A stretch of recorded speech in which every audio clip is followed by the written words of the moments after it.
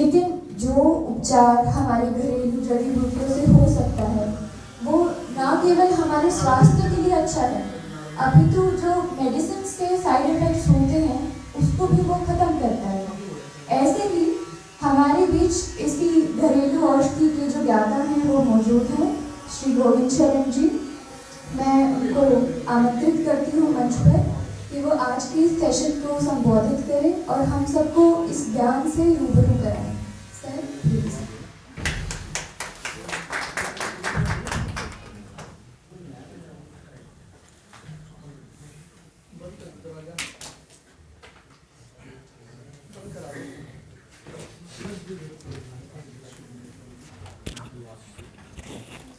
सभी को वंदे मातरम।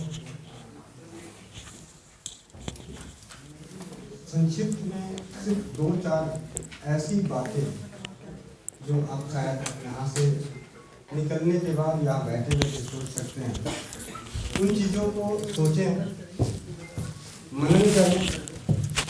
मेरा सबसे पहला एक सवाल है आप सभी से कि क्या आपने कभी ये सोचा है कि आप वो दादा, वो पिता बन सकते हैं जो हमारे पूर्वज बने, जिन्होंने अपने जीवन में जो भी संपत्ति धन अर्जन किया उसे नष्ट ना करके अपने बच्चों को देकर गए।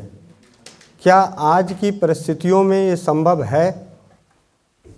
अगर मुझे नहीं लगता कि आज की परिस्थितियों में कोई भी इंसान अपने बच्चों को एक समृद्धि देकर जाए, क्योंकि चिकित्सा आज पूरी तरह से व्यावसायिक हो रखी है। तो मेरा यही दिल का दर्द कि हमारे दादाजी जो श्री 1008 श्री बाबा दीपनारायण दास, जिन्होंने अपने 5 एकड़ की ज़मीन को 15 एकड़ करके हमें अच्छी तरीके से सारी चीज़ें करने के बाद हमारे हिस्से में 15 एकड़ ज़मीन देकर गए, यानी हमें समृद्ध बनाकर गए। आज की वर्तमान परिस्थितियों में जो चिकित्सा का हाल है, उस स्थिति में मुझे नहीं लगता कि हम अपने पीढ़ी को हो सकता है कर्जे में देकर जाएं।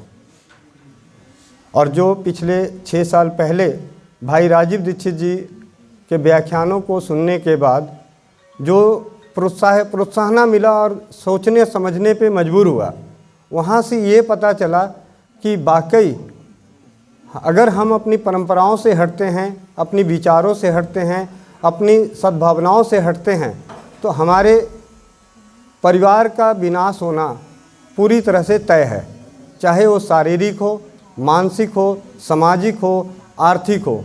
और इन सभी चीज़ों को अगर बचाने का कोई अच्छा सा उपाय है तो वो सिंपल सा उदाहरण है आपका रसोई घर। रसोई घर की जुड़ी हुई हर चीज़ें, वहाँ के हर बर्तन का महत्व, वहाँ के हर बनने वाले भोजन का महत्व हमें सात्विकता की तरफ लेके जाता है, हमारी विचारधाराओं को मजबूत करता है। मैं एक पहला सवाल जो मन में उठा था कि मैं ऐसा दादा बन पाऊँगा या नहीं बन पाऊँगा, तो उस सवाल का जवाब मुझे भाई राजीव दीक्षित जी से मिल गया कि मैं अपने जीवन में अपने ऊपर और अपने परिवार के स्वास्थ्य खर्च को नियंत्रण रखूँगा। और वो कैसे?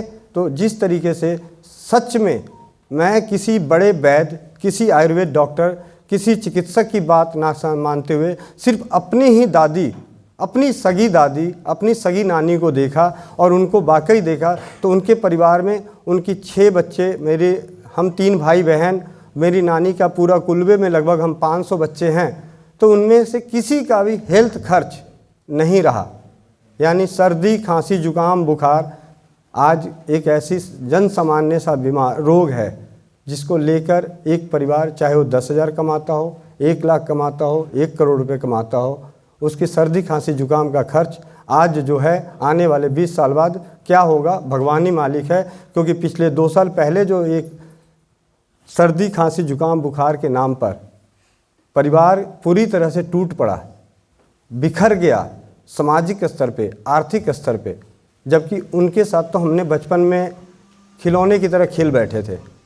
जब नाक बहती थी तो हम स्कूल जाया करते थे नाक पूछते हुए, और आज नाक बहती है तो माँ बाप अपने बच्चों को 5,000 से 50,000 रुपये तक का अप्राकृतिक दवाओं का सेवन करा देते हैं।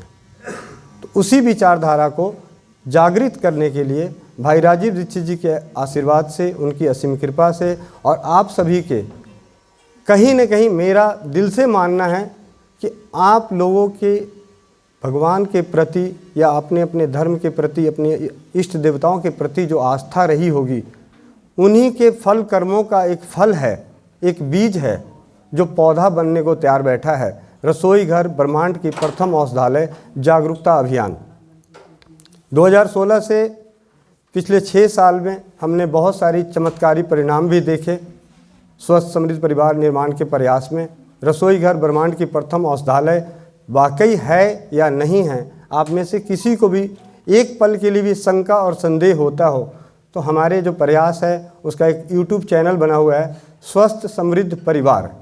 उस चैनल पे ज्ञान से ज़्यादा हमने अनुभवों को महत्व दिया, क्योंकि पिछले जब कोरोना में हमने देखा कि हर लोग डरे हुए हैं, उसके पीछे सिर्फ एक ही था कि सब कोई अपना अपना अनुभव दे रहा था कि मेरे को ये हुआ, ऐसे हुआ, यानी अनुभवों से हम डर रहे थे। तो हमने सकारात्मक अनुभवों को इकट्ठा करके हमने डर को हटाने का काम किया।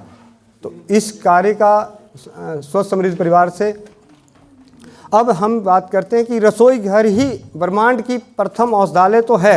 ये हमने साबित कर लिया कि पहले कुछ था नहीं, ना ही पहले आज की सबसे पुरानी कंपनी जो आयुर्वेद की दूध पापेश्वर है वो भी 1800 कुछ में बनी थी। उससे पहले भी आयुर्वेदिक दवाइयाँ नहीं थी। उसके पहले जो भी था हमारी जड़ी बूटियाँ, पेड़ पौधे उपलब्ध थे या दादी नानी पूर्वजों से आता हुआ इलाज ही था। ना ही बड़े बड़े चिकित्सक थे, ना हॉस्पिटल थे। तो इन सभी चीज़ों को भी दरकिनार करते हुए हम एक छोटी सी चीज़ सोचें कि ऐसा क्या हुआ कि रसोई घर को ही हम प्रमाणित कर रहे हैं। क्या कारण है? इसलिए कि आपने कहीं भी कुछ भी पढ़ा, कुछ भी जाना अपने जीवन में अपने आप को स्वस्थ रखने के लिए, या आपको कोई कष्ट हो गया है तो उसकी शुद्धता कहाँ है, उसकी पहचान क्या है? हर इंसान हर कुछ पहचान नहीं सकता, हर कुछ समझ नहीं सकता। तो एक ऐसा औषधालय है रसोई घर जहाँ पे पड़ी हुई हर चीज़ के बारे में परिवार के सदस्य को मालूम है। हमारी घर की रसोई घर की रानी हैं, माताएं बहनें, उन्हें मालूम है ये हल्दी है, ये धनिया है, ये जीरा है, ये सौंफ है, ये नमक है, ये मिर्च है, काली मिर्च है, ये दालचीनी है, लौंग है। कम से कम 20-25 जड़ी बूटी, जो 20-25 ऐसी दिव्य औषधियाँ जिनको हम सही से पहचान सकते हैं, सही से जान सकते हैं। तो क्यों ना हम इन्हीं से अपना इलाज करना सीख जाएं। आप सभी से एक सवाल है, क्या बचपन से हमने किसी ने साइकिल चलाना सीखा? नहीं, बाद में ज़रूरत पड़ी सीखे। मोटरसाइकिल चलाना सीखे, कार चलाना सीखे। इनमें से यहाँ पे उपस्थित जितने भी हैं, कितने लोगों को ट्रेन चलाना आता है, प्लेन चलाना आता है, ट्रक चलाना आता है? यानी हमने अपनी उन ज़रूरतों के हिसाब से अपने आप को सीखना शुरू किए जिनसे हम अपने थोड़े से खर्चे और अपने समय को बचा सकते हैं। तो इसी बात को आधार मान के आप सभी से ये विनती है कि रसोई घर एक ब्रह्मांड की प्रथम औषधालय है। आप सर्जरी ना सीखें, आप बड़े बड़े बीमारियों का रोग का इलाज करना ना सीखें, लेकिन रसोई घर से किस तरीके से हम सर्दी, खांसी, जुकाम, बुखार, बदन दर्द, सर दर्द, कमर दर्द, घुटने का दर्द, जोड़ों का दर्द, मन की चिंता, भ्रम का रोग जैसी छोटी छोटी समस्याओं का हम निदान अपने रसोई घर से करते हैं। तो इसका सबसे बड़ा फ़ायदा जानना सीखना चाहिए, क्योंकि आपने सीखा है। मैं ऐसे कई कपल्स को जानता हूं जो शादी हुई थी, उससे पहले उस बहन को स्कूटी चलाना भी नहीं आता था। बाद में उसके बच्चे हुए तब भी नहीं चलाना सीखी, लेकिन जैसे उसने बच्चे को स्कूल में डाला तो अपना 2000 रुपये बचाने के लिए, 1000 रुपये बचाने के लिए स्कूटी चलाना सीख ली।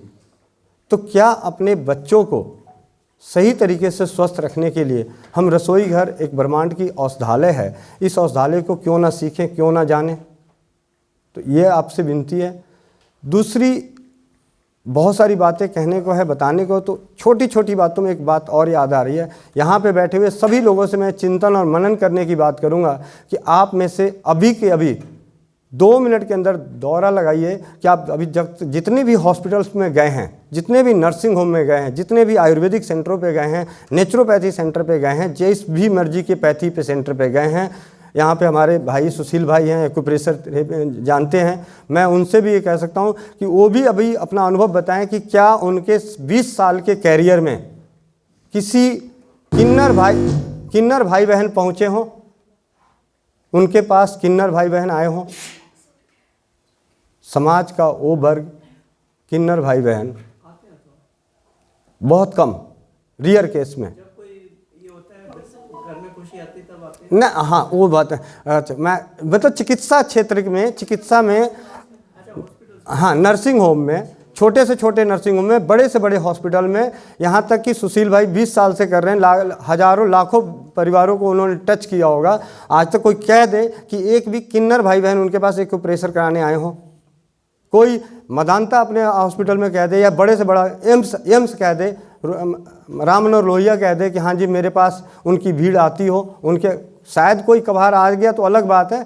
लेकिन मेरा ये जवाब मुझे दिल में तब बैठा जब मैं 2020 में कोविड के दौरान बस में सफ़र कर रहा था और वहाँ पे उन बहन को देखा, भाइयों को देखा, तो मेरे मन में फटका लगा। मैंने कहा जी मैंने इनको आज तक नर्सिंग होम में, हॉस्पिटल में नहीं देखा, मैक्स में नहीं देखा, कहीं भी किसी हॉस्पिटल में नहीं देखा, तो ऐसा क्या है इनके पास। फिर मैंने उनसे अगले दिन भी उतर के बात करी।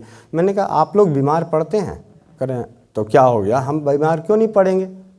करें हम पढ़ते हैं। तो मैंने कहा जी आपको तो इलाज कराते हैं, हमने कभी देखा ही नहीं, कहीं गया ही नहीं। कहते क्या ज़रूरत है हॉस्पिटल जाने की? मैंने क्यों, कौन इलाज करता है आपका?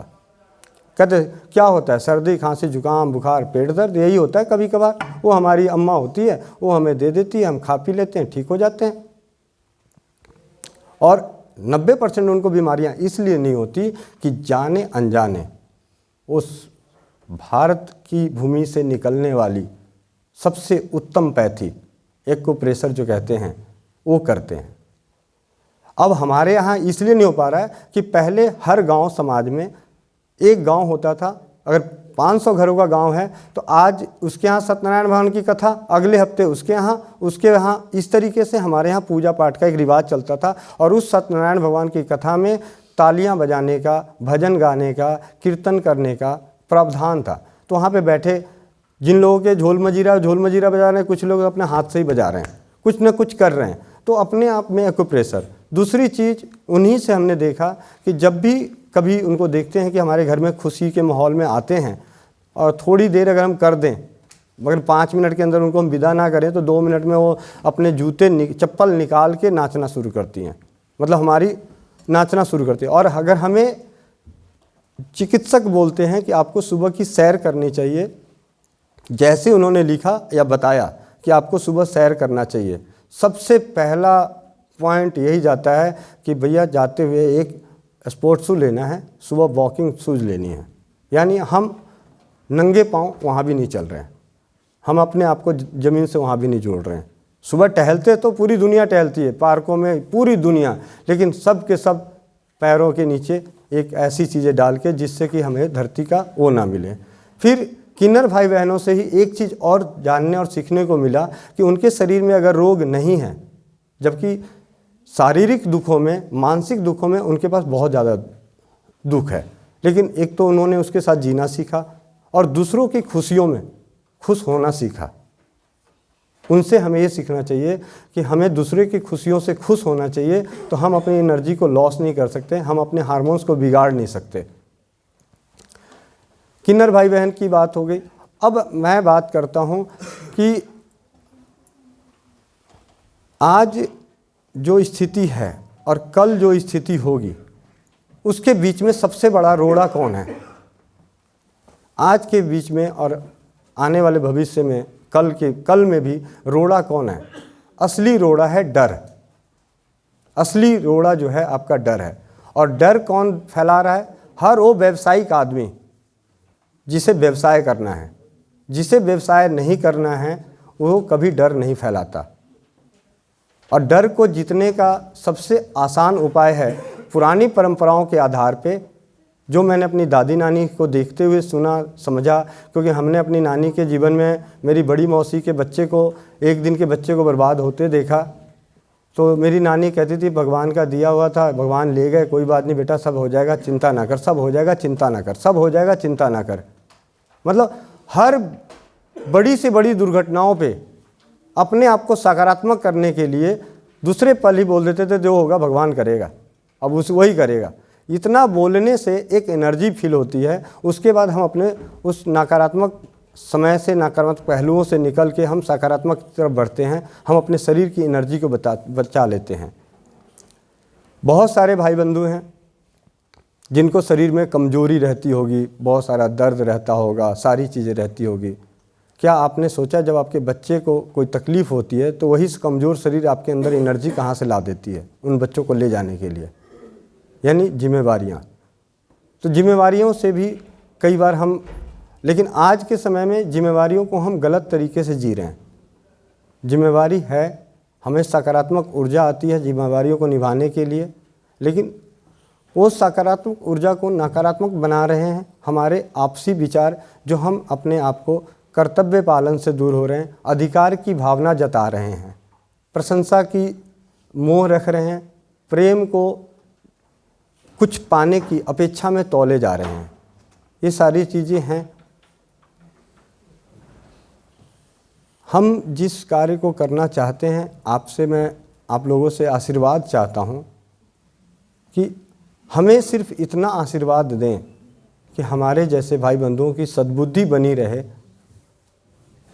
आज कल कुछ घटनाएं ऐसी घटी, मैं बता दूं, समाज के साथ हो रहे चिकित्सीय व्यापार के तहत बहुत सारे लोग सोशल मीडिया, खास करके इस समय पे सोशल मीडिया का बहुत बुरा हाल है। सोशल मीडिया की वजह से हमारे परिवारों को बहुत ज़्यादा लूट खसूट का झेलना पड़ रहा है। नीम हकीम खतरे जान वाली बात भी कही जाती है, ये बात सच है, लेकिन क्या हम उनसे कैसे बचें? इसके लिए मैं सबको यही कहता हूँ कि अगर आपको इलाज लेना है, किसी भी पैथी से इलाज लेना है, न दादी नानी की बात रसोई घर को छोड़ के, अगर किसी भी पैथी से इलाज लेना है तो इलाज आप हमेशा प्रत्यक्ष प्रमाण वाले इंसान से लें। चाहे आपको आयुर्वेद के प्रति झुकाव हुआ हो, नेचुरोपैथी के प्रति झुकाव हुआ हो, होम्योपैथ के प्रति झुकाव हुआ हो, एलोपैथी के प्रति झुकाव हुआ हो, साक्षात लें, सोशल मीडिया के माध्यम से ना लें। क्योंकि सोशल मीडिया को सिर्फ और सिर्फ इस्तेमाल किया जा रहा है व्यापार के लिए, यहाँ पे व्यावसायिक तौर पे। मुझे कई सारे भाई बंधु जब हम इस क्षेत्र में कार्य करने लगे, बहुत सारे जज भी हैं, वकील भी हैं, डॉक्टर भी हैं, सब ने मुझे राय दी कि गोविंद भैया आप कुछ कोर्सेज कर लो, डिग्रियां ले लो। मैंने कहा जी मैं ये कार्य नहीं करना चाहता डिग्री लेने का। कहते हैं क्यों, ऐसा क्यों, आपको दिक्कत होगी? मैंने कहा जी मैं दादी नानी की इज्जत को, माँ बाप की इज्जत को, बड़े भाइयों के, भाई बहनों के प्रति जो उनके ज्ञान हैं, उनके अनुभवों का जो ज्ञान होगा, उसके प्रति विश्वास दिलाने का प्रयास कर रहा हूँ। तो उस प्रयास में अगर मैंने भी डिग्रियां ले ली और इलाज करना शुरू किया, इलाज बताना शुरू किया, सामाजिक जागरूकता लाना शुरू किया, कल कोई और भाई इस कार्य को करना चाहेगा, या मेरा बच्चा, मेरा पोता जब उसको बोलेंगे तो बोलेगा जी आपके पास कोई डिग्री है क्या रसोई घर की डिग्री है इलाज करने का, जो मैं आपकी बात मानूं? तो उस चीज़ को भी मैं यहाँ पे खनन करता हूँ कि मेरा प्रयास है कि ज्ञान और अनुभव से बड़ा कुछ नहीं है। डिग्रियाँ अपने जीवन में मैंने भी बहुत सारी करी हैं, ली हैं, पढ़ाई ली है, पढ़ाई अच्छी, बहुत अच्छी चीज़ है। हमें जो शिक्षा, आज जो शिक्षा जगत का जो बुरा हाल है व्यवसायीकरण के मामले में खास करके, तो वो भी हमारे समाज का दर्द है। हमारी सभ्यता और संस्कृति ये सिखाती है कि इस देश में शिक्षा, स्वास्थ्य और न्याय तीनों निस्वार्थ होती थी, निःशुल्क होती थी, और तीनों का आज व्यवसाय हो रहा है। अब किस तरीके से कम होगा, कैसे होगा, इन पे सारी चीज़ें हम कुछ भाई बंधुओं के साथ मिलके कार्य कर रहे हैं, और आगे चल के आप लोगों के आशीर्वाद से कार्य होगा, इसमें कोई दो राय नहीं। कि कुछ दर्द के साथ आप लोगों के साथ मैं आया हूँ। ज्ञान तो है नहीं मुझे, मैं आपको सही बताऊँ, ज्ञान मुझे नहीं है, लेकिन एक विश्वास ज़रूर है। मुझे इस बात का विश्वास है कि हमारी परंपराओं का ज्ञान सबसे अद्भुत ज्ञान है। अभी सुनील भाई नाम में भूल रहा हूँ, जो मुझे नीचे मिले थे, उनसे जब बात हो रही थी तो उन्होंने मेरे को बहुत अच्छी बात बताई। उनकी बातों से भी मुझे बहुत अच्छा ज्ञान मिला। तो मैं हर वक्त सीखना चाहता हूँ, जानना चाहता हूँ।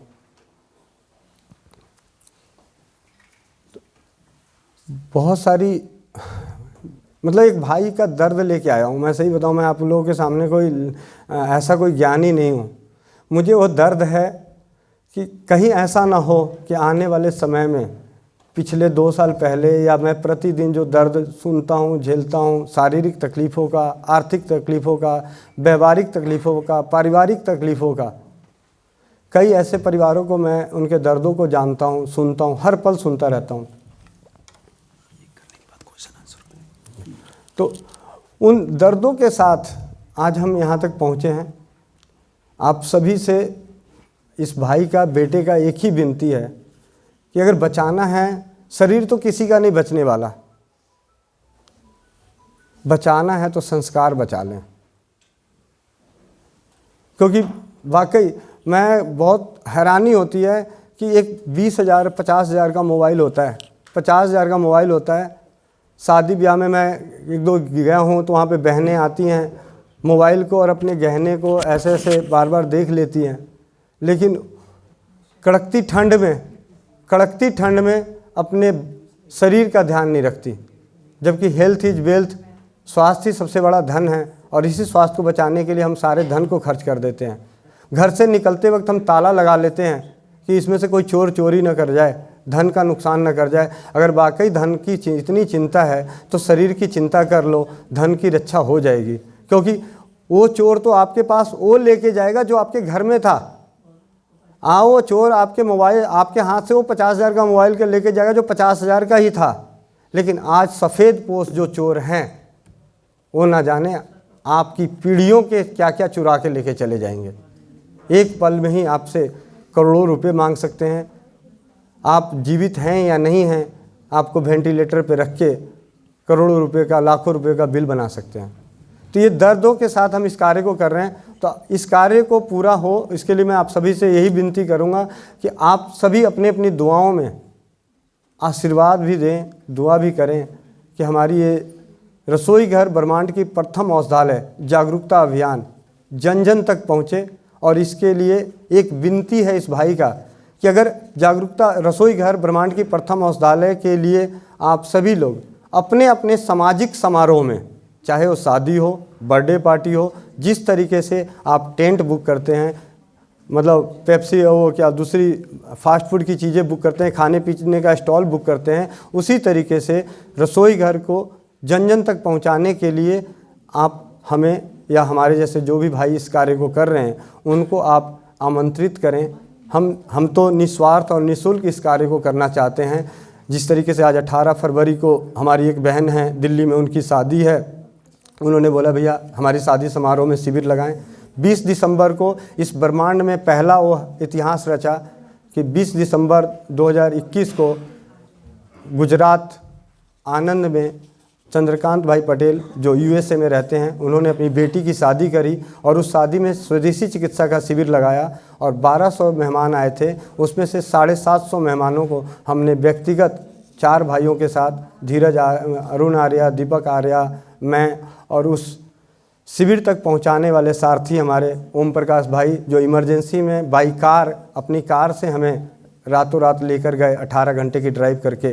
तो स्वदेशी चिकित्सा के जागरूकता में एक जो पहल कि शादियों में स्वदेशी चिकित्सा का शिविर लगे, ये मेरी अपील है, विनती है इस भाई की कि स्वदेशी चिकित्सा का जिस तरीके से आप अपने बहुत सारी चीज़ें बुक करते हैं, 56 स्टॉल बुक कर लेते हैं, एक स्टॉल हम जैसे भाइयों के लिए भी बुक दे दें ताकि वहाँ पे बैठ के हम अपनी दिल की बात, हम अपनी दादी नानी की बातें, हम अपनी सामाजिक बातें, हम अपनी पारंपरिक बातें, हम अपनी सांस्कारिक बातें जन जन तक पहुंचा सकें। शायद किसी एक भी आज यहाँ बैठे जितने भी भाई बंधु हैं, अगर उनमें से किसी एक ने भी स्वदेशी चिकित्सा को अपनाया अपने जीवन में और जीवन में अपनाकर अगर अपने जीवन का 10 रुपया भी बचाया तो मैं समझूंगा कि हमारा सफल अभियान है।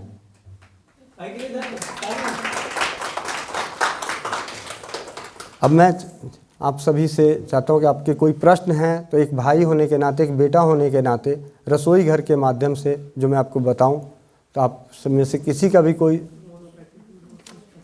अच्छा, मेरे पास आया हुआ है। सिर दर्द, माइग्रेन, हाई बीपी, लो बीपी, दांत दर्द, पैरिया, लिकोरिया, खून ज़्यादा, पीरियड, पेट में दर्द, गैस, कमर दर्द, खांसी, एड़ी दर्द, बुखार, जुकाम, ऐसी समस्याएं जन सामान्य। तो मैं छोटी छोटी सी ऐसी बातें कर दूं। देखिए जी, सबसे पहली चीज़ कि आपके शरीर में कभी कोई बीमारी हो ही नहीं सकती अगर हम अपने भोजन को पहचान लें। भोजन अगर आपके आसपास के, जहां आप पैदा हुए हैं, उसके 50 किलोमीटर के रेडियस में आपका भोजन है, उसके 50 किलोमीटर के रेडियस के, तो आपके शरीर में कोई रोग ग्रसित नहीं होगा। हम भाई राजीव दीक्षित जी के चेन्नई का व्याख्यान, पुणे का व्याख्यान और पटियाला का व्याख्यान जिन्होंने भी सुनकर अमल कर लिया, उनके जीवन में 90% रोग से वो जीत सकते हैं।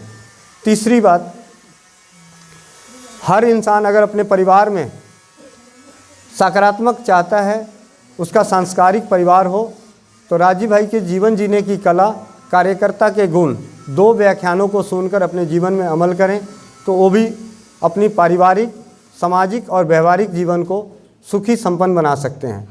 जीवन जीने की कला में जो उन्होंने कुछ पॉइंट को बताया है, बहुत ही सीरियल, उसका मैं तो कहता हूँ सबसे सिंपल सा उदाहरण है कि भैया हमें सबसे बड़ी लोभ मोह माया से परे होना है और सिर्फ कर्तव्य का अधिकार जताना है। कर्तव्य करना है, अधिकार की भावना ख़त्म कर दें, कर्तव्य की भावना पे आ जाएं, तो आपके परिवार में कभी लड़ाई झगड़ा द्वेष क्लेश हो ही नहीं सकता। एक छोटा 2 भाई हैं आपस में, अगर वो कर्तव्य की तरफ जाते हैं। इसी तरीके से राजीव भाई के कार्यकर्ता के गुणों के नियम में, कोई इंसान जेब का कमज़ोर है चलेगा, उसके पास ज्ञान नहीं है चलेगा, अगर लंगोट का कमज़ोर हो गया वो समाज नहीं चलेगा। हमें जेब का पक्का हो बहुत अच्छी बात है, लेकिन उससे ज़्यादा अच्छी बात है कि लंगोट का पक्का होना। सिर दर्द के लिए क्या करें, माइग्रेन के लिए क्या करें, बहुत ही सिंपल है, सरल है। कभी भी किसी को भी सर दर्द हो रहा हो, अपने रसोई घर में उपलब्ध सरसों के तेल की 10 बूंदें दोनों नाक छिद्रों में डाल दें, दर्द छूमंतर हो जाता है। अगर इस दर्द इससे नहीं जाता है तो तुलसी के पत्ते, हींग और लहसुन, इन तीनों को, तुलसी के 5-6 पत्ते लें, 1 कली लहसुन की लें, 2 चुटकी हींग, 1 चम्मच पानी में मस लें और उसकी 2-2 बूंद। दोबारा बता दीजिएगा सर। जी, ये सारी वीडियो हमारे स्वस्थ मत परिवार पे मिल जाएगी, तो आप जितना लिख सको लिख लो, ना हो तो उससे मिल जाएगी। तो जी, सिर दर्द, कभी भी किसी को भी भयंकर सिर दर्द हो, अगर आपके पास सरसों का तेल है, सरसों तेल की 5-5 बूंदें दोनों नाक छिद्रों में डाल दें, सर दर्द खत्म हो जाता है। हो सकता है किसी को ये सरसों का तेल, ज़रूरी नहीं कि 100, हर एक दवा, हर एक उपचार 100 में 100 पे काम करता हो। मान लिया किसी को नहीं काम कर रहा है, तो अपने घर में तुलसी का पौधा है, तुलसी के पत्ते लें 2-4, 1 लहसुन की कली लें और उसमें 1 चुटकी हींग मिला के 1 चम्मच पानी में मसल दें। उस पानी की 2-2 बूंदें दोनों नाक छिद्रों में डाल दें। जो भी डालेंगे, डालने वाला भाई डालने वाले से कम डालने के बाद 5 फीट की दूरी बना ले, क्योंकि मार पड़ने वाली होगी, ठीक है। तो विथिन ए सेकेंड्स ये दूर हो जाता है। इसका जो सबसे बड़ा अनुभव है हमारे पास अभी तक का, 20 साल, जीवन के 20 साल, दिन के 12 गोलियां सर दर्द के लिए लेने वाले चंडीगढ़ पुलिस के वहाँ chief minister, Haryana chief minister के सिक्योरिटी इंचार्ज बहादुरगढ़ के रहने वाले, उन्होंने मात्र 15 दिन इसका उपयोग करके, कल फ़ोन आया है, झूठ नहीं बोलूँगा, कल फ़ोन आया है, 1 साल बाद कल उनको दर्द दोबारा उठा। जबकि उन्होंने अपने 20 साल के करियर में हर पैथी का इलाज करा चुके थे, किसी ने 1 साल तक दवा नहीं छुड़वाई, लेकिन रसोई घर की लहसुन, हींग और तुलसी के पत्तों का रस 2-2 बूंद नाक में डालने से, 15 दिन में डालने से उनकी वो दवाइयाँ छूट गई और 1 साल बाद वो दर्द वाकई आया है। मैं झूठ नहीं बोलूँगा, कल ही फ़ोन आया था कि भैया मेरे को दर्द दोबारा उठा है। मैंने कहा भैया पिछली बार अगर आपने 15 दिन किया था तो 1 साल चला, इस बार आप 1 महीना कर लें, अगले हो सकता है कि 5 साल चल जाए। तो ये है रसोई घर की सबसे अद्भुत जीत। माइग्रेन भी ये ठीक करता है, जिसको भी नियमित, जैसे राजीव भाई तो हमारे बताते हैं देसी गाय का घी नाक में डालिए, उससे काफ़ी सारी समस्याएं दूर होती है, बहुत सारे। मैं आपको उन उपचारों को बताऊंगा जो हमने परीक्षित किए हैं, हमने नहीं, मैंने नहीं, आप जैसे भाई बहनों के आशीर्वाद से, आप लोगों ने जो विश्वास दिखाया उस विश्वास से परीक्षित किए हैं। हाई बीपी, हाई बीपी कोई बीमारी नहीं है जी। आप लोग हैरान हो जाओगे कि मैं बोलता हूँ कि हाई बीपी बीमारी नहीं है। वाकई बीमारी नहीं है। अगर ये बीमारी थी तो हमारे बाप दादाओं को क्यों नहीं थी भाई? हमारे बाप दादाओं ने, मेरे दादाजी ने, मेरे गांव में कम से कम 500 दादा होंगे। जो गांव समाज का एक रिवाज होता है कि आपके गांव में बड़े बुजुर्ग सारे आपके दादा हैं, तो मेरे 500 दादाओं ने किसी ने बीपी की गोलियां नहीं खाई पूरी जीवन। और जब भी उनको कभी कोई डॉक्टर आते थे वहाँ के, वो नापते थे, कहते थे इनका दवाई दिए, कहते थे दादाजी चाचा जी ये 2 दिन की दवाई दिया हूँ, खा लीजिए ठीक हो जाइएगा। मैं आप सभी से प्रत्यक्ष प्रमाण चाहता हूँ, आप अपने घर में झगड़ा करें और बीपी नाप के देखें, आपको बीपी की दवाई लेनी पड़ेगी। उस वक्त आपका बीपी हाई ही रहता है। वाकई बीपी की समस्या नहीं है, बीपी कोई रोग नहीं है। इसे रोग में तब तब्दील किया जाता है जब उसकी दवाइयाँ हम रेगुलर खा लेते हैं। तो बीपी के लिए ऐसे बहुत ही उत्तम औषधि है अपने रसोई घर में। मेथी दाना, राजीव भाई बताते हैं, रात को पानी में भिगो के सुबह कर लें। उसके अलावा अर्जुन की छाल, मैं सिंपल सी साधारण सी बात है, अर्जुन की छाल एक कॉम्बिनेशन बताना चाहूँगा जो हमें 6 सालों में बहुत अच्छी सफलता मिली। हमारे जो भाई हैं हरजिंदर भाई, इनकी माताजी 12-13 साल से बीपी की गोलियां खा रही थी। 6 महीने की इस प्रयोग के बाद उनकी बीपी की दवा छूट गई है। आज इस बात को 2.5 साल हो गए। इसमें एक बहुत ही अच्छी कॉम्बिनेशन हमारे हाथ लगी प्रयास करते करते। अर्जुन की छाल, दालचीनी, गोरख मुंडी, मुलेठी, ये चारों बराबर मात्रा में पाउडर बना के रखें और इसकी चाय बना के पिएं। बहुत ही सिंपल, चाय पत्ती की जगह आप इसे डाल के पिएं, आपको बीपी की समस्या नहीं होगी। ये सिर्फ बीपी की ही नहीं, ये हमारे हार्ट की रोगों के लिए भी बहुत उत्तम है, हृदय रोगों में भी। जी, दालचीनी, मुलेठी, अर्जुन की छाल, गोरख मुंडी। दालचीनी, अर्जुन की छाल, मुलेठी, गोरख मुंडी, चारों बराबर मात्रा में पाउडर बना के रख लें। हाँ, गोरख मुंडी, गोरख मुंडी, हाँ जी, पंसारी से मिल जाएगी जी। अर्जुन की छाल, दालचीनी, गोरख मुंडी, मुलेठी,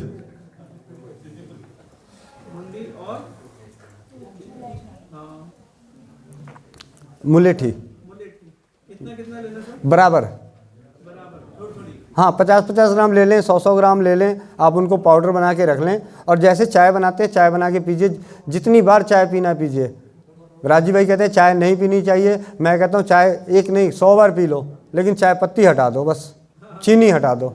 चीनी की जगह खांड डालो, मिश्री डालो, आप स्टीविया की पत्ती डालें, कुछ भी डालें, लेकिन चीनी ही हमारे, जितने सफ़ेद पोष हैं वो सारे हमारे लिए नुकसानदायक हैं। सफ़ेद पोष जैसे सफ़ेद डॉक्टर नुकसानदायक है हमारे लिए, ठीक है। सफ़ेद चीनी नुकसानदायक है, सफ़ेद मैदा नुकसानदायक है, जितने सफ़ेद हैं।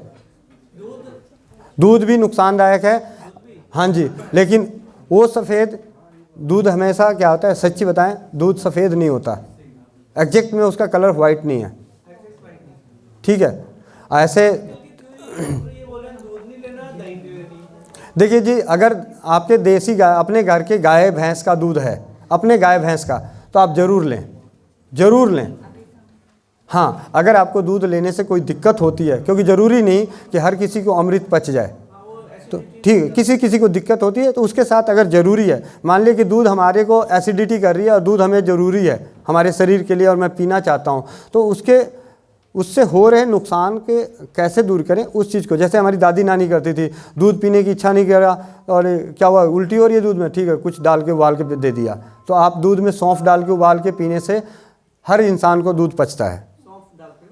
हाँ जी, दूध किसी को नहीं। और सर दूध किस समय लेना चाहिए? दूध हमेशा रात्रि को लेना चाहिए, हाँ, रात को सोते समय दूध लेना चाहिए। सुबह का दूध हम तब ले सकते हैं जब हमें किसी औषधि के लिए इस्तेमाल करते हैं। अगर आपको कोई दवा इस्तेमाल करनी है, आप उसके साथ दूध लें, बहुत अच्छा है। ऐसे रात्रि में दूध उत्तम। हाँ जी, रात दूध पी के सो जाएं। लो बीपी की बात हो रही थी, यहाँ पे लो बीपी है।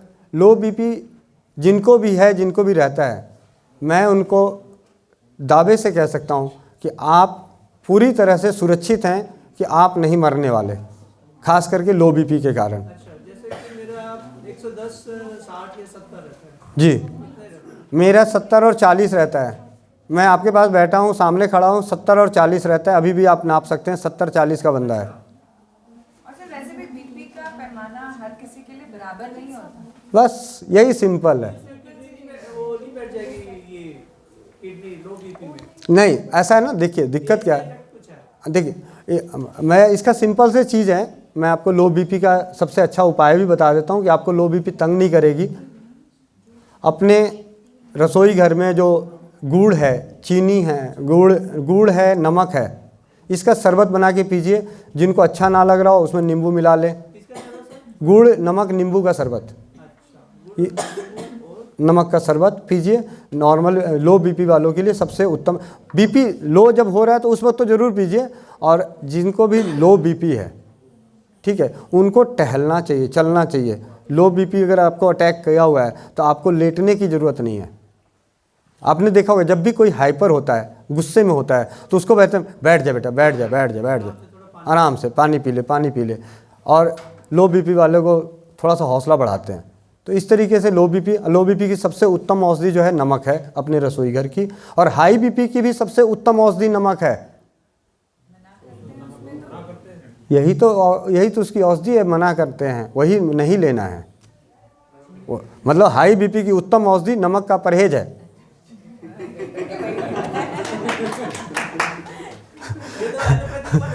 नहीं, सही बात है। नमक का परहेज ही मतलब हाई बीपी की उत्तम औषधि है। ठीक है, अब नमक से इलाज और कैसे कर सकते हैं हाई बीपी का? नमक स्नान करने से हाई बीपी ठीक होता है, ये प्रमाणित हो चुका है। हाँ, हम जैसे स्नान करने जा रहे हैं, नमक कौन सा वो भी अलग होता है? देखिए ऐसा नमक सेंधा नमक हो, काला नमक हो, समुद्री नमक हो, चलता है।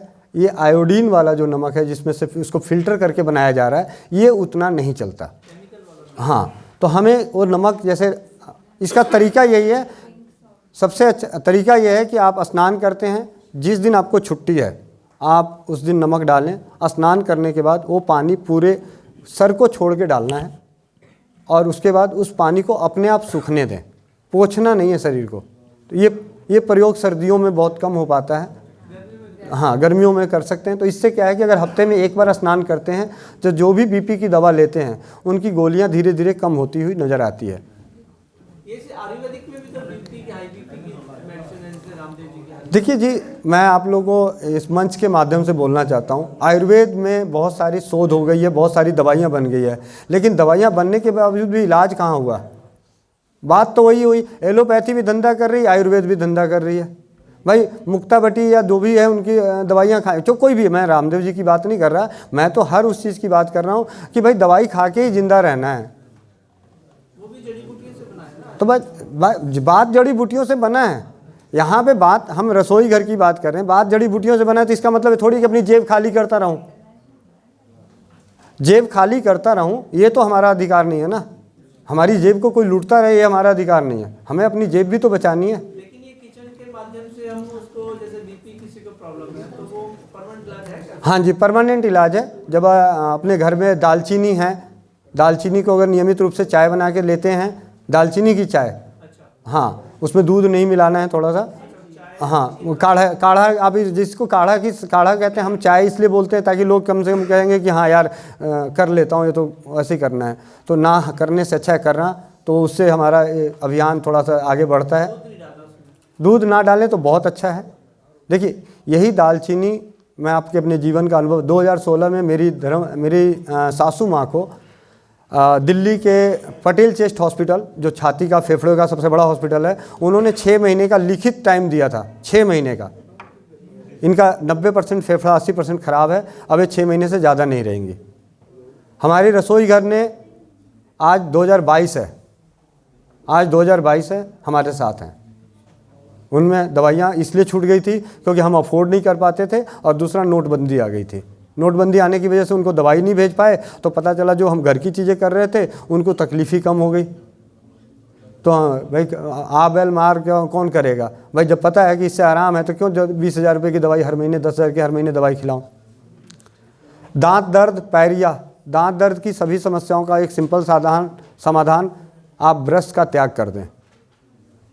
ब्रश मैंने राजीव भाई को सुना है, बचपन में तो हमने भी नहीं किया था ब्रश, जैसे उसके बाद ब्रश चालू किया, लेकिन राजीव भाई को सुनने के बाद मैंने ब्रश का त्याग किया।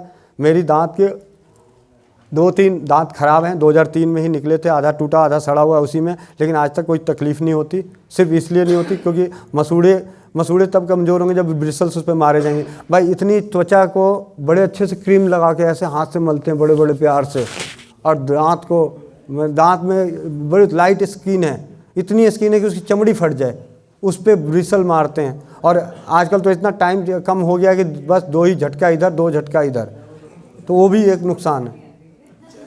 तो इससे हम तो उसके लिए हल्दी, सरसों तेल, नमक सब बहुत ही अच्छा है। अगर आपके आसपास मिलने वाली चीज़ों में अगर आपको अपामार्ग कभी भी नज़र आ जाए, अपामार्ग चिड़चिड़ा बोलते हैं, चिड़चिड़ी, उल्टा कांटा जो हम चलते हैं तो पैरों में चिपक जाता है, कांटे उसके चिपक जाते हैं कपड़ों पे, वो अगर जब भी मिले आप उसके पत्तों को ज़रूर चबाएं। आपके दांतों में तकलीफ़ है या नहीं है तब भी आप उसको लें, पानी थोड़ा सा धो के आप उसके 5-6 पत्ते लेके मुंह में चबा के उसका रस पी जाएं। दांतों की बहुत उत्तम औषधि है। उसके दातुन करने का रिवाज हमारे यहाँ एक पूजा होती है बिहार में, उस पूजा में तो उसी दातुन का प्रयोग किया जाता है। यानी कि हमारे परंपराओं में एक चीज़ ऐसी डाल दी कि एक दिन उस दातुन को करेगा ही तो उसकी दांतें अपने आप उस समय बीमारियाँ दूर होगी। तो वहाँ ऐसा कानून बना दिया, परंपराएं बना दी, और वो परंपराओं की वजह से हमारा सारी चीज़ें हेल्थ से रिलेटेड है। आपसे बात करते मैं भी बता रहा हूँ, आप सभी में बहुत सारे पुराने दूल्हे बने होंगे, पुराने दूल्हे दुल्हन बहुत पहले वाले, जब हल्दी और सरसों तेल लगाया जाता था और महीना भर लगाया जाता था, और आज ब्यूटी पार्लर लगाया जाता है।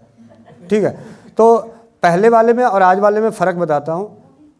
इसके पीछे सबसे बड़ा विज्ञान का कारण ये नहीं है कि वो सुंदर हो जाएगा, वो गोरी हो जाएगी, वो चिकनी हो जाएगी, ऐसा नहीं।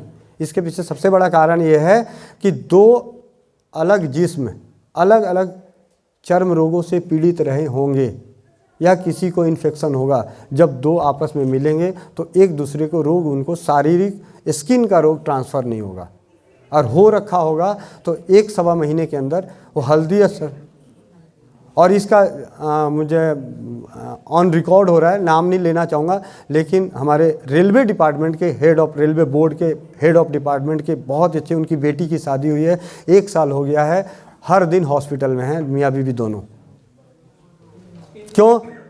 कारण सिर्फ इतना ही कि उन्होंने ब्यूटी पार्लर में 1 महीना लगाया, हल्दी सरसों तेल लगाया होता, और जिस दिन बात हुई है और उसके बाद से आज 15 दिन पहले बात हुई थी, 5 दिन पहले उनका हाल फ़ोन करके पूछा तो उन्होंने बोला कि भैया आराम है, काफ़ी सारा दवाइयाँ छूट गई। लिकोरिया के लिए, ब्लीडिंग के लिए, हैवी लिकोरिया की सबसे उत्तम औषधि है सफ़ेद पेठे का रस। सफ़ेद पेठा बहुत ही अच्छा है। आपको अगर सफ़ेद पेठे का रस नहीं मिलता है तो आप सफ़ेद पेठे की मिठाई लेके आएँ। अब इस मिठाई में चीनी डला हुआ है, ये वाली चीनी नुकसानदायक नहीं है।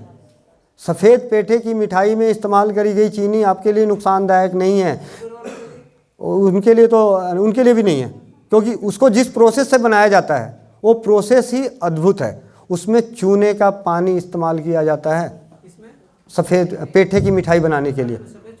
हाँ, चूने का इस्तेमाल किया जाता है पेठे को बनाने के लिए, और चूना और चीनी दोनों मिलके एक आपस में रिएक्शन करके उसका, तो यही एक ऐसी मिठाई है जो दादा दादी नाना नानी लाया करते थे कि कभी ख़राब ना हो। सफ़ेद पेठा सिर्फ यहीं नहीं काम करता, बहुत जगहों पे काम करता है। तो लिकोरिया की सबसे उत्तम औषधि सफ़ेद पेठे का रस पिएं। दूसरा, केला और घी खाएं। जिनको कमजोरी वाला लिकोरिया हो, कमज़ोर हैं और उनको लिकोरिया की समस्या है, तो 1 चम्मच 2 चम्मच घी लें और 1 केला लें, उसको डुबो के खा लें। जिनको घी अच्छा नहीं लगता हो तो शहद में केला डुबो के खाएं, दिन में 2-3 बार खा लें, लिकोरिया की समस्या दूर होती है। इसके साथ धुर्वा घास, जो बाहर घास मिलती है, उस घास को ला के उसको पीस के अच्छे से धो के पीस के घोल के उसको पीजिए, तो उससे लिकोरिया दूर होती है। लिकोरिया जब भी किसी माँ बहन बेटी को हो तो उसके साथ एक विनती और है कि साफ़ सफाई का ध्यान रखें। उस साफ़ सफाई के लिए फिटकरी का, धनिए का, अजवाइन का, जीरे का, त्रिफला का, चिरायते का, किसी भी चीज़ का, नीम का, पीपल का, जिस मर्जी का किसी भी चीज़ को ला के पानी में उबाल के उस पानी से साफ़ सफाई करें ताकि इन्फेक्शन से बचें। यहीं पे बात होते होते जब बातें बहनों पे आई है तो आप सभी से विनती है कि सभी माँ बहनें, बेटियाँ अपने अपने या भाई अपने अपने स्तर पे इस बात को पहुंचा दें कि हर माँ, बहन, बेटी जो मासिक धर्म के दौरान हैं, तो अपने मासिक धर्म के दौरान में आपको तकलीफ़ है या नहीं है, गर्म पानी में घी डाल के ज़रूर पिएँ। 1 कप गर्म पानी में 1 चम्मच घी डाल के ज़रूर पिएँ। दिन में 2 बार पिएँ, 1 बार पिएँ, 3 दिन रहता है 3 दिन पिए, 4 दिन रहता है 4 दिन पिए, 5 दिन रहता है 5 दिन पिएँ। इसके सबसे बड़े फ़ायदे ये हैं कि प्रमाणिक तौर पे जब मासिक धर्म में हैवी पेन जिसमें बड़े बड़े इंजेक्शन लेने पड़ जाते हैं, 2-2, 3-3 इंजेक्शन, वो इंजेक्शन छूट जाते हैं गर्म पानी में घी डाल के पीने से। ये इसकी सबसे अद्भुत फ़ायदा। हैवी ब्लीडिंग हो रही हो, हैवी ब्लीडिंग के लिए सबसे उत्तम, जैसे लिकोरिया का जो इलाज है वही हैवी ब्लीडिंग का भी इलाज है एक तरह से। तो आप हैवी ब्लीडिंग के लिए मैंने दुर्वा घास के पत्तों का रस निकाल के रस लाएँ। चावल का धोवन आता है, हमारी रसोई घर की बहुत सारी चीज़ें हमारा इलाज है। तो चावल का धोवन है, चावल के धोवन में दुर्वा घास के रस को मिला के पीते हैं तो उससे हैवी ब्लीडिंग कम होती है। फिटकरी जो है अपने आप में अद्भुत औषधि है। फिटकरी का प्रयोग हैवी ब्लीडिंग के लिए करें। उसमें इसके करने के लिए जो सबसे अच्छा तरीका है कि फिटकरी को ला के तवे पे बारीक पाउडर करके गरम करें, पिघल जाएगा और उसके बाद छुड़ाकर उसका पाउडर बना लें। इस फुलाई हुई फिटकरी बोलते हैं। इस फुलाई हुई फिटकरी को 2 से 3 चुटकी आधे कप 1 कप पानी में मिला के दिन में 3 से 4 बार पीने से फिटकरी के इसी 1 चम्मच पाउडर को 5-6 चम्मच पानी में भिगो के उसमें रुई डाल के उस रुई की बत्ती योनि द्वार पे रखने से हैवी ब्लीडिंग के दूर हो जाता है। तो इस तरीके से हैवी ब्लीडिंग के लिए और भी अपने घर में धनिया है, लगातार कुछ नहीं मिल रहा है तो आपके घर में धनिया है, धनिया को पानी में भिगो दें, उसको अच्छे से मसल के उसका शरबत बना के पीते रहें ठंडा, तो इससे हैवी ब्लीडिंग बंद होती है। पेट में दर्द इसकी तो सबसे उत्तम औषधि है। पेट के दर्द की सबसे सरल, सबसे जो हमारी दादी नानी का, अगर कर सकते हैं तो आज ही करें। अपने घर में जाएं, आधा किलो नींबू लेके आएं और एक कांच का जार, उसमें नींबू को डालें और नमक डाल दें, छोड़ दें उस चीज़ को। 2-3 साल बाद जितना पुराना होता जाएगा वो पेट की सभी बीमारियों की उत्तम औषधि बन जाएगी। ये नमकीन अचार, नींबू का अचार बोलते हैं। अब एट ए टाइम हो रखा है तो क्या करें, अपने घर में धनिया है, जीरा है, सौंफ है, अजवाइन है, सौंठ है, इन सबको थोड़ा सा 2-2 चुटकी लें और थोड़ा सा काला नमक लें और चबा के खाएं, पीछे से गुनगुना पानी पिएं। एक बार में आराम नहीं पड़ता, दूसरी बार लें, दूसरी बार में आराम नहीं पड़ता, तीसरी बार लें। थोड़ा सा दर्द है, हल्की सी सिकाई करके देखें। अगर आपको सिकाई करने से आराम मिल रहा है, इसका मतलब आप समझ लें कि आपके लीवर पे इफ़ेक्ट पड़ा था, उसकी वजह से दर्द हो रहा है। अगर सिकाई से आराम मिलता है तो आप समझ लें कि आपके लीवर और किडनी में इफ़ेक्ट हुआ था, उसकी वजह से आपके दर्द हुआ है, उसको आप ठीक कर सकते हैं। तो इस तरीके से पेट दर्द की और भी बहुत सारी उत्तम औषधियाँ हैं। ऐसा कोई नहीं है कि पेट दर्द में सिर्फ अजवाइन काम करता है, जीरा काम नहीं करता। जीरा भी काम करता है। किसी के पास कुछ भी नहीं है, हल्दी है तो हल्दी को तवे थोड़ा सा 2-3 चुटकी हल्दी लें, 1 कप पानी में गर्मा गर्म करके पी लें, इससे भी पेट का दर्द दूर होता है। जब भयंकर पेट दर्द हो रहा होगा तो रसोई घर के सारे मसाले मिला के ले लो, पेट दर्द दूर हो जाएगा। 2-2 चुटकी, मात्रा 2-2 चुटकी। अब कई लोग कहते हैं जी इतनी सारी चीज़ें नुकसान हो जाएगा, ये हो जाएगा, ये हो जाएगा। मैंने कहा जी एक चीज़ बताओ, जब आपको पेट में दर्द होता है, डॉक्टर आपको एक टैबलेट देता है, नहीं आराम पड़ता, आपको इंजेक्शन ठोक देता है, नहीं ठोक देता 2 मिनट बाद। अगर उससे भी आराम नहीं पड़ता तो 10 मिनट बाद दोबारा इंजेक्शन ठोक देता है। तो क्या हम घर की चीज़ों को 4 बार रिपीट कर लेंगे तो कौन सी आफत आ जाएगी। बहुत सारे लोगों का सवाल होता है कि ये चीज़ गर्म होती है जी, हल्दी ले लेंगे, सौंठ ले लेंगे, गर्म हो जाएगा। मैं कहा सूरज की रोशनी निकलती है गर्मी के मौसम में, तो क्या घर में घुसे रहते हो क्या? जब चाय पीते तो गर्मी नहीं होती। सिर्फ और सिर्फ मन का भ्रम है, मन का डर है। गर्मी तो सबसे ज़्यादा गर्मी तो हमारी अंग्रेजी दवाइयों में भी है, लेकिन उसकी गर्मी किसी को नहीं पता कि कितनी गर्मी होती है। वहाँ कुछ नहीं बोलते क्योंकि वो एक डिग्री होल्डर दे रहा है और यहाँ दादी नानी दे रही है, तो दादी नानी को झटकार देते हैं, दादी ये तो गर्म है, नानी गर्म है, मम्मी गर्म है, नुकसान कर जाएगा। तो ये चीज़ें हैं। गैस की समस्या बहुत बनती है। क्यों बनती है, कैसे बनती है, वो सारी चीज़ों पे अपने आप में गौर करें। सबसे पहली चीज़, खाना खाने के 1-1.5 घंटे बाद पानी पिएं। मैं यहाँ पे एक बीच में बात याद आ रही है, बता रहा हूँ। हम में से सारे लोग जो भी इस धर्म से भी हो, माफ़ करें अगर आपके ऐसा बोल रहा हूँ, लेकिन मैं आपके धर्म से मैंने बहुत कुछ सीखा है। मुस्लिम धर्म से मैंने एक चीज़ सीखा है कि मैं हिंदू धर्म में मैं शाकाहारी हूँ और मेरे बहुत सारे जानकार हैं जो शाकाहारी हैं फिर भी बीमार हैं, ठीक है। और मुस्लिम भाई बंधु है जो उनका खान पान और कुछ गड़बड़ है फिर भी वो कम बीमार हैं। तो उसके पीछे कारण क्या है कि वो अपने नमाजी होते हैं, 4 टाइम 5 टाइम उनकी नमाज होती है और उस नमाज में एक जो आसन इस्तेमाल किया जाता है वो वज्रासन इस्तेमाल किया जाता है, और 10 मिनट से कम नहीं का होता है। यानी 1:30 बजे का भी जो लगता है उसमें कम से कम 20 मिनट का चलता है, और 20 मिनट वो वज्रासन में रहते हैं। तो खाना खाने के 1.5 घंटे बाद पानी पीना चाहिए। इससे हमारे पेट की समस्या भोजन करने के बाद या भोजन ना करने की वजह से जो तकलीफ़ें होती हैं, खाना खाने के 1.5 घंटे बाद पानी पिएंगे उससे तकलीफ़ें दूर होती है। दवा के रूप में अपने घर में जीरा, सौंफ, धनिया ये बराबर मिलाएं। अजवाइन और सौंठ आधा आधा मिलाएं। अगर 1-1 चम्मच है तो अजवाइन और सौंठ आधा आधा। काली मिर्च अपने स्वाद के अनुसार डालें, काला नमक स्वाद के अनुसार डालें। ये पाउडर बना के रखें।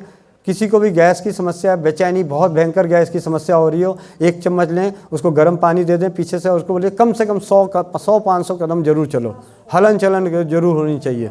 तो इससे हमारी पेट की गैस की समस्या दूर होती है। बाकी रसोई घर में पड़ी हुई हर चीज़, हींग है, हींग को पानी में गर्म करके पी लें, नमक के साथ दूर हो जाती है। छोटे बच्चों की गैस की समस्या होती है, उनको कहाँ कोई चीज़ देते हैं, सिर्फ हींग बाहर लगाते हैं, पेट की समस्या, गैस की समस्या दूर हो जाती है।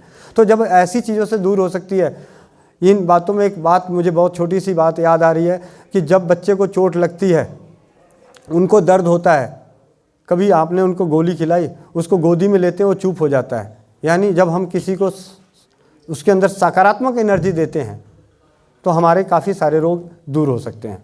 तो हमें सकारात्मक एनर्जी भी अपने आप में ट्रांसफ़र करना चाहिए एक दूसरे को।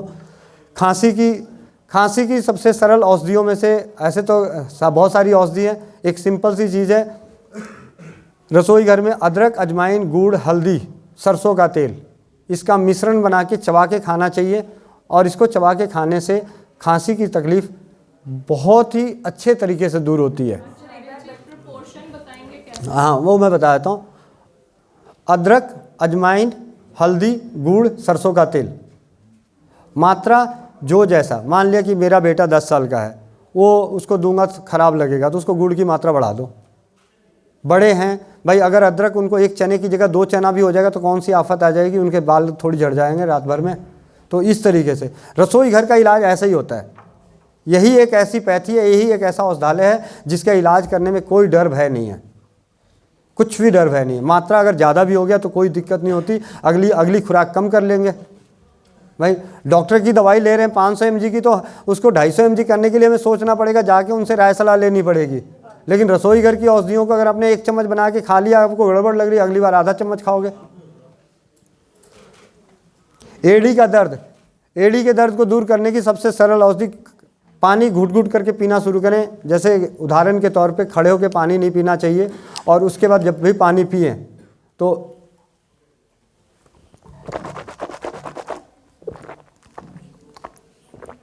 मुंह में घुमा के उसको पिए, एड़ी का दर्द खत्म होता है पूरी तरह से। ये प्रमाणित है।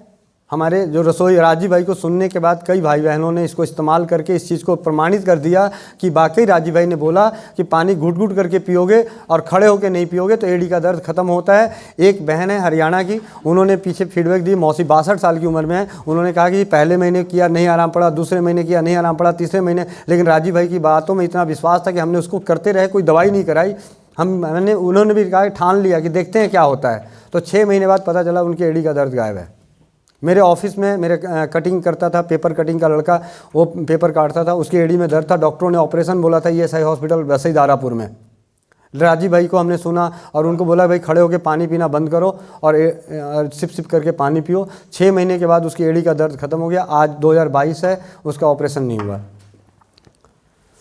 बुखार जुकाम, बुखार एक ऐसी समस्या जिसको हम तो कहते हैं कि भैया एड़ी का तुझे देख के बुखार चढ़ जाता है, तो इसकी कहाँ से दवा लेके आओगे। बहुत सारे अपने प्रमाण हमारी कहावतों में सुने, हट जा तेरे को देख के बुखार लग जाता है, तो इस बुखार की दवा कहाँ से लाओगे। वाकई बुखार एक हमारे शरीर का वो, बुखार सर्दी खांसी ये हमारे शरीर की वो तकलीफ़ें हैं जो हमसे जो गलतियाँ हुई हैं, वो पेट अपने शरीर को अपने आप को ठीक करने के लिए हमें बताती है कि आप थोड़ा सा सुधर जाओ। और बुखार के बारे में कहा जाता है, घर आए मेहमान और शरीर में आए बुखार, इन दोनों की इज्जत देना बंद कर दो, वापस चले जाते हैं। अगर दामाद अगर आपके घर में आया, आप उसको खाना ना दो तो 2 मिनट में वापस चला जाएगा। उसी तरीके से बुखार में अगर हम उपवास करते हैं तो ये सबसे उत्तम औषधि है। अब यहाँ पे हर किसी को तो मेरा बेटा कमज़ोर हो जाएगा, कमज़ोर है। अरे क्या कमज़ोर हो जाएगा? अन्ना हजारे ने तो साबित कर दिया, महात्मा गांधी ने साबित कर दिया कि 30-30 दिन खाना ना खाने के बाद भी नहीं मरते। एनर्जी तो दोबारा वापस आ सकती है। कष्ट को दूर करना है। बुखार की सबसे उत्तम औषधि राजीव भाई से हमने सीखा कि तुलसी के पत्ते, उनके जो बताए गए फार्मूले, तुलसी के पत्ते का काढ़ा बना के पिए। नहीं आराम पड़ रहा, ठीक है जी, उसमें दालचीनी मिला लो। नहीं आराम पड़ रहा, उसमें काली मिर्च मिला लो। नहीं आराम पड़ रहा है, उसमें पिपली मिला लो। नहीं आराम पड़ रहा है, नीम गिलोय मिला लो। इस तरीके से हम अपनी उसकी गुणवत्ता को भी बढ़ाते जा सकते हैं। हाँ, यहाँ पे मैं एक चीज़ बताना चाहूँगा कि जो हमने 2016 से इस प्रयास में जो सीखा है कि अगर भूख ना लगने के साथ बुखार हो, ऐसा बुखार जहाँ पे भूख एकदम बिल्कुल गायब हो गया है, उसकी सबसे उत्तम औषधि अपनी रसोई घर की धनिया है। धनिया अदरक की चटनी बना के जिस छोटा बच्चा है, छोटे बच्चे को, बड़ा है तो बड़े को, उसके हिसाब से मात्रा में हर 2-2 घंटे पे देते रहें धनिया अदरक की चटनी। उसका बुखार भी उतरेगा और उसके शरीर की कमजोरी भी दूर हो जाएगी और भूख भी जग जाएगी। धनिया अदरक, अजीर्ण बुखार जिसे कहते हैं, ये रसोई घर के प्रमाणित है। बाकी तो बहुत सारी चीज़ें हैं, और भी चीज़ें। बुखार में सबसे उत्तम औषधि तो यही है कि बुखार से डरना नहीं है। देखिए जी, मैं आपको सही बताऊं, जब हमारे पास एक मशीन आ गया ना नापने वाली, हमारे आधा बुखार तो वही बढ़ा के रखता है। जब तक ऑक्सीमीटर नहीं आया था हम सारे स्वस्थ थे, जब से ऑक्सीमीटर आया था तो हम सारे बीमार हो गए थे। तो ये चीज़ें हैं। बुखार, पसीना उतरना चाहिए अगर बहुत ज़्यादा डर। हाँ, दिमाग में बुखार नहीं चढ़ना चाहिए। दिमागी बुखार चढ़ने पे ही हमें नुकसान हो सकता है। और दिमागी बुखार चढ़ने का सबसे अच्छा लक्षण पहले ही पता चल जाता है, जिस भी इंसान को हो रखा होगा, सिवाय छोटे बच्चे को छोड़ के, वो अटपटा बोलना शुरू कर देगा। अटपटा बोलना शुरू कर देगा, उसकी जवान लड़खड़ानी शुरू हो जाएगी।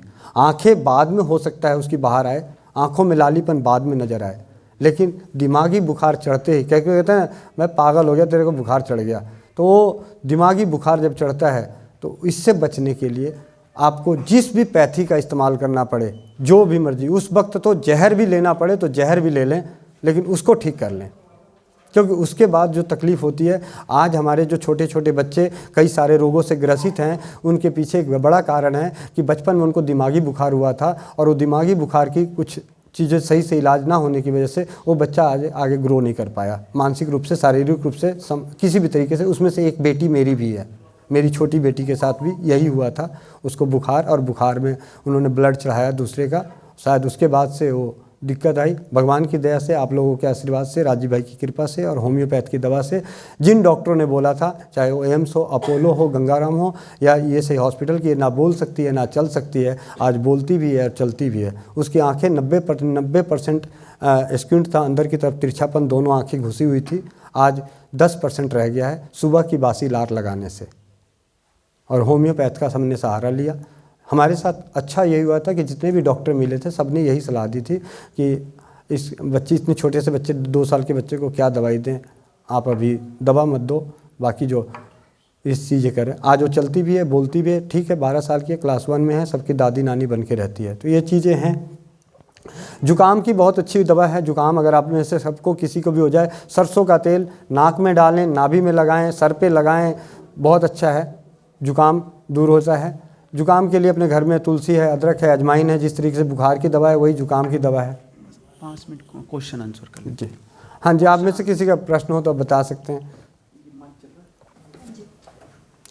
मैं आप जी हाँ, घुटनों में गैप, मैं आपके इस सवाल का एक सबसे सीधा सा जवाब देता हूँ। एक भाई और बेटे की तरह जो मैं बात करता हूँ, मैं एक भाई और बेटा, जो, क्योंकि चिकित्सक तो ना मैं बनना ही नहीं चाहता, ना करना चाहता हूँ किसी को, क्योंकि भाई और बेटे के नाते जब मैं गौर किया तो मैं अपने गांव समाज के 2 गांव को मैं बहुत अच्छे तरीके से जानता हूँ, एक दादी गांव और नानी गांव, और वहाँ के जितने भी बुजुर्ग रहे, उन्होंने कभी नहीं बोला कि मेरे घुटनों में गैप है। ये घुटनों में गैप उन लोगों ने बताया जिनको हमसे व्यवसाय करना है। असलियत में घुटनों में तकलीफ़ हो सकती है, घुटनों का दर्द हो सकता है, घुटने में गैप हमें चलने में नहीं बन रहा है, वो अलग बात है। घुटनों में गैप का इलाज कर रहे हैं, तकलीफ़ का इलाज नहीं कर रहे हैं, ठीक है। तो घुटनों के दर्द, अगर मैं कहता हूँ आपके घुटनों में दर्द है, आपको पूरी ज़िंदगी आपके घुटनों में दर्द ना होने दूँ, तो गैप जरूरी है या दर्द ना होना जरूरी है? हमें कष्ट मुक्त होना है, रोग मुक्त होने का तो प्रयास करना तो अपने वो आज सर पत्थर पे मारने जैसा है, कोई नहीं हुआ है। मैंने देख लिया, अभी पीछे हमारे ऑर्थो करके ब्रांड चलता था दर्द का, वो भी आज घुटने को लेके परेशान है।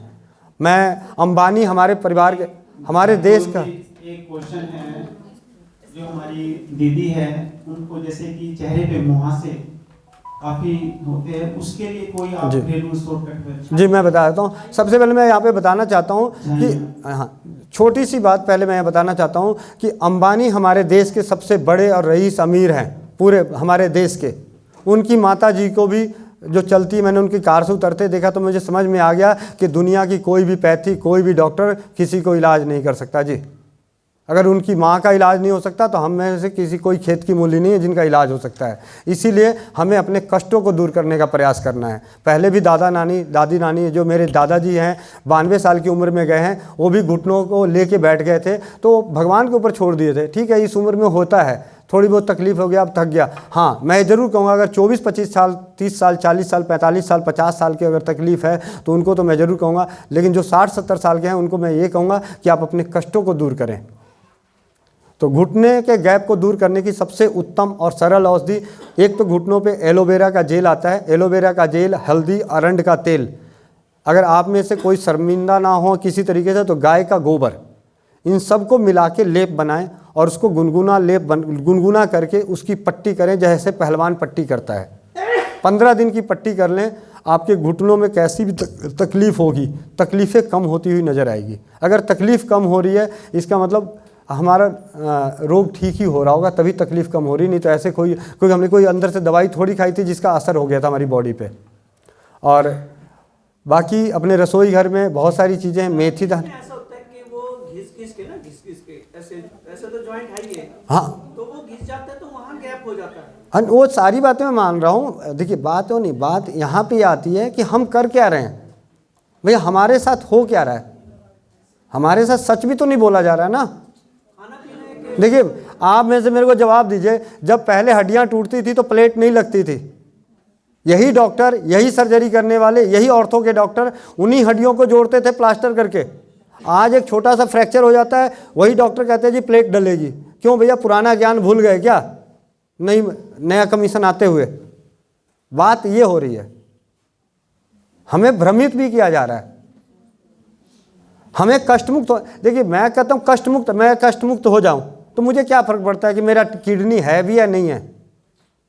गोविंद भाई, समय की हाँ, तो जी दीदी के लिए मैं क्वेश्चन किया था। झाइयों के लिए, मुहासों के लिए सबसे उत्तम जो अरंड का तेल, कैस्टर ऑयल और नींबू का रस बराबर मिला के रख लें और इससे आप क्रीम की तरह मसाज करें, रात्रि को करके छोड़ दें। अगर नियमित रूप से करते हैं तो आपके चेहरे की सुंदरता को बरकरार रखेगी। चेहरे से उपलब्ध जो भी चीज़ें हो रही हैं, चाहे वो फुंसी हो रहे हैं, मुहासे हो रहे हैं, झाइयाँ हो रखी है, डार्क सर्किल हो रखा है, वो नष्ट होता है। आजकल सर शुगर की बहुत प्रॉब्लम आ रही सभी को। जी, शुगर की घरेलू नुस्खा या कोई उपाय है? हाँ, घरेलू उपचार में शुगर की सबसे उत्तम सरल औषधियों में, देखिए मैं यहाँ पे कम शब्दों में 2 बात, अगर शुरुआती शुगर है तो उसको तो उसी वक्त ख़त्म किया जा सकता है, विधिन 15 दिन 1 महीने के अंदर। क्योंकि हमारे साथ 5 भाई बहन ऐसे जुड़े जिनका शुगर हुआ और 1 महीने बाद ख़त्म, और जीवन में आज 6 साल बाद भी उनके जीवन में, किसी के 2 साल बाद अभी तक नहीं आया है। इसके लिए हमने किया था, रात को राजीव भाई बताते हैं, रात को मेथी दाना 1 से 2 चम्मच पानी में भिगो दिया, सुबह उसको उबाल के पिए, मेथी दाने को चबा के खाया, और रात्रि को आधा चम्मच दालचीनी का पाउडर 1 कप पानी में उबाल के चाय की तरह पी के सोए। ये इन 2 प्रयोगों को करने से नए शुगर के रोगी पूरी तरह से शुगर मुक्त हो सकते हैं। और साथ ही अपने भोजन का, परहेज का, उन सब चीज़ों का ध्यान रखें, अपनी जीवन शैली में बदलाव करें जो भी शुगर के। इसके लिए राजीव भाई के व्याख्यान पे बहुत अच्छी बातें बताई हुई है, आप उनको सुन सकते हैं। और जो पुराने हैं उनके लिए एक कॉम्बिनेशन बताना चाहूँगा, राजीव भाई ने भी बताया है और राजीव भाई के प्रयास के बाद हमने भी कुछ और आगे पढ़ने, क्योंकि उन्होंने बोला था कि समाज में, हमारी परंपराओं में, हमारे बड़े बुजुर्गों के पास बहुत सारा ज्ञान है, ग्रंथों में बहुत सारा ज्ञान है, तो उसके आधार पे जब हमने एक कॉम्बिनेशन और तैयार करी तो वो भी बहुत अच्छा कार्य कर रहा है। इसके लिए अर्जुन की छाल, दालचीनी, मेथी दाना, अजवाइन, अर्जुन की छाल, दालचीनी, मेथी, अजवाइन, इन सबको बराबर मात्रा में पाउडर बना के रखें। इसकी आधा से 1 चम्मच को चाय की तरह, काढ़े की तरह, जिस मर्जी किसी भी तरह के बना के दिन में 2 से 3 बार। अगर किसी को एकाएक बहुत ज़्यादा बढ़ा हुआ, एकाएक बढ़ गया, अब उसको कम करना है, तो इसकी या तो इसकी खुराक तेज करनी है, जैसे डॉक्टरों की भाषा में भाई वो डोज बढ़ाते हैं, खुराक बढ़ाते हैं, उसी तरीके से हमें इसकी खुराक बढ़ानी है, डोज बढ़ानी है। तो इस तरीके से हाँ, डायबिटीज़ रोगियों में एक चीज़ और देखी गई है, जलन की समस्या। जलन होती है, उनके तलवों में जलन होती है, तो उसको दूर करने के लिए कच्चा आलू, इसको पीस के अपने मसाज करें। गोंद कतीरा, जिसको कहते हैं बबुल की गोंद मिल जाए, बबुल की गोंद और धनिया और मेथी दाना रात को पानी में भिगो दें, सुबह उस पानी को पी लें, और जो नीचे जो छान के रखेंगे उससे अपने तलवों की मसाज कर लें। नियमित रूप से करने से जलन नष्ट होती है। जो इंसुलिन पे आ जाते हैं उनके लिए कुछ है? हाँ, इंसुलिन छोड़ने के लिए सबसे पहली चीज़, धीरे धीरे अपने शरीर को, और व्यक्तिगत तौर पे मैं यही कहूँगा कि जितने भी इंसुलिन के रोगी हैं, तो जहाँ से भी उपचार करना चाहते हैं, जिससे भी करना चाहते हैं, तो व्यक्तिगत तौर पे मिल के, क्योंकि जब वो छोड़ेंगे उनके शरीर की जो तकलीफ़ें होगी, एक्चुअली क्या है, हमारा माइंडसेट बैठ गया है रिपोर्ट, शरीर नहीं। रिपोर्ट क्या कहती है, शरीर क्या कहता है। मेरे आपको बताऊं, सच्ची बता रहा हूं कि बाथरूम के डायबिटीज़ का जो असली प्रमाण था कि आप पेशाब करो और उस पर चींटियाँ लगे, लेकिन उसको कटघरे में डाल दिया, वो ये डाल के क्या पता, हमारा जो सिस्टम आ गया बाथरूम का, जिसके अंदर पानी पहले से रहता है, हम कभी चेक ही नहीं कर सकते। यही उसका सबसे उत्तम है। कम उम्र में एक और लक्षण है, उस लक्षण की बात मैं नहीं करता कि कम उम्र के जो रोगी होते हैं उनमें एक लक्षण होता है, वो लक्षण आ जाता है तो ही हम उसको मानते हैं कि डायबिटीज़ रोगी है। अगर वो लक्षण नहीं है तो हम कहते हैं भैया तू डायबिटीज़ रोगी है ही नहीं, चाहे जो मर्जी कर ले।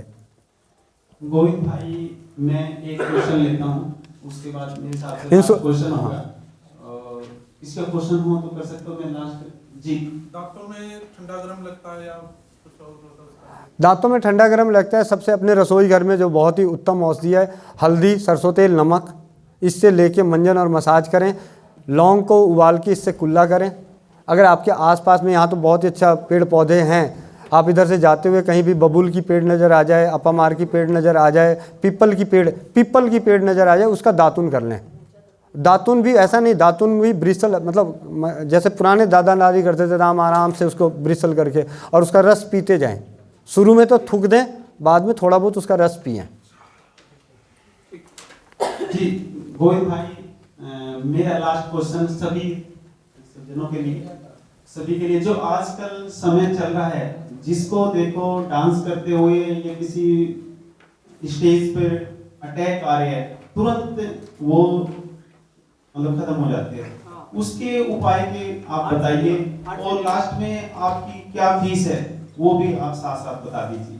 जी देख, आज जो देखने और सुनने को मिल रहा है, मैं ऑन रिकॉर्ड ये बोलना चाहता हूँ, ये 2 तरह की हमारी भ्रांतियाँ चल रही है। एक डर के साथ, एक व्यवसाय के साथ, और कुछ लोग ऐसे हैं जो दोनों साथ में लेके चल रहे हैं। बहुत सारे लोगों का कहना है कि जो पिछले टीकाकरण हुआ है उसके दुष्प्रभाव हैं। मैं कहता हूँ हो सकता है उसके दुष्प्रभाव हो, लेकिन आपके इस बात को बोलने से समाज में और डर फैल रहा है, और वो डर ही सबसे बड़ा जहर है। और जिनको ये तकलीफ़ है, किसी को भी ये तकलीफ़ होती है, डर लगता है कि मुझे हार्ट अटैक आ जाएगा, भाई आएगा तो कोई रोक भी नहीं सकता, बंद हो जा शीशे में, जहाँ मर्जी रह लो, कोई नहीं रोक सकता। हमारी की गई गलतियों, हम ऐसा क्या करें कि हमें ना हो।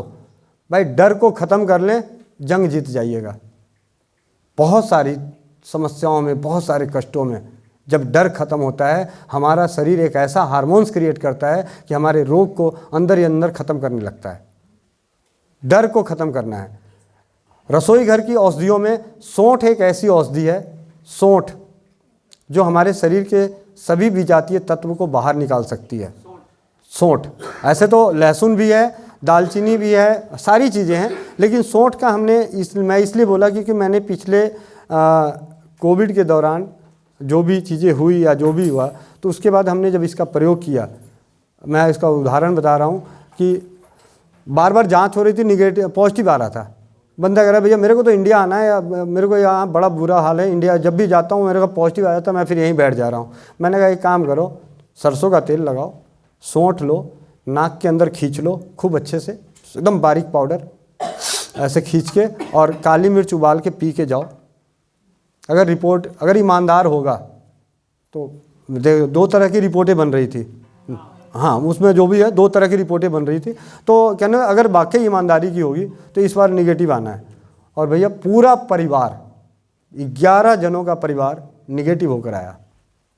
जी भैया बहुत बढ़िया। तो सौंठ का सेवन कैसे करना है बता देता हूँ। सौंठ चौथाई चम्मच सौंठ। किसको कैसा पसंद है, मीठा खट्टा तीखा, जिसको जैसा पसंद है सौंठ को उस तरीके से लें। खट्टा पसंद है सौंठ को उबालें, उसमें नमक और नींबू मिला के पिएं। जिसको मीठा पसंद है सौंठ और गुड़ उबाल के पिएं। जिसको तीखा पसंद है सौंठ को ऐसे ही उबाल के पी लो, तीखा लगता है और बहुत ही उत्तम है। और इसी सौंठ से याद आ रही है, मुझे बहुत हैरानी होती है कि रसोई घर, ब्रांड का नाम नहीं ले रहा, सुंठी नाम की टैबलेट आती है, कैप्सूल, सुंठी कैप्सूल आती है 250 रुपये के 60 टैबलेट, यानी 4 रुपये का एक टैबलेट। उसके अंदर मुश्किल से चौथाई चम्मच का आधा आपका सौंठ का पाउडर, सिर्फ सौंठ का पाउडर भरा हुआ है। यानी हमारे रसोई घर से भी व्यवसाय चालू हो गया है। अगर उस पर लिखा हुआ है 2 कैप्सूल आप ले सकते हो, और हम अगर बोलें कि चौथाई चम्मच सौंठ ले लो तो गर्मी लगेगी। ये चीज़ें हैं। जी भैया बहुत बढ़िया। भैया समय का काफी अभाव है, आदेश है, आप अपनी जो फीस है जो उसके विषय पे आप थोड़ा बताइए। जी हाँ, जैसा कि भाई साहब ने बताया, सुशील भाई ने बोला, हमारी दादी नानी ने मेरा इलाज करी, मेरे परिवार का इलाज करा, अपने सभी पीढ़ियों का इलाज करी। मैं तो खुद ऐसा सौभाग्यशाली इंसान हूँ जिसने 2 माँ का दूध पिया है, एक अपनी माँ का और एक अपनी नानी का, जिसकी छोटी बेटी 14 साल की थी और 14 साल बाद मेरे लिए उनके स्तन में दूध आया था, और मैं नानी का 3 साल दूध पिया हूँ। और हमारी नानी ने कभी भी मेरे हर शरीर बीमारी का, मेरी दादी ने हर बीमारी का, चाहे मेरे पेट में दर्द हो, सर में दर्द हो, कंधे में दर्द हो, पैसे नहीं ली। तो रसोई घर की चिकित्सा में मेरा कोई सारा का सारा निःशुल्क और निस्वार्थ होता है। Vande Mataram.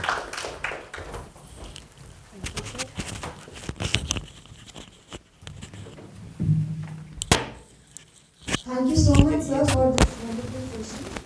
Now, I request our University Coordinator, Dr. H.P. Agarwal, sir, to express his views on this session. University के परिवार वालों की तरफ से और programme coordinators doctor Deepa Rathi ji and doctor Vandana Sharma.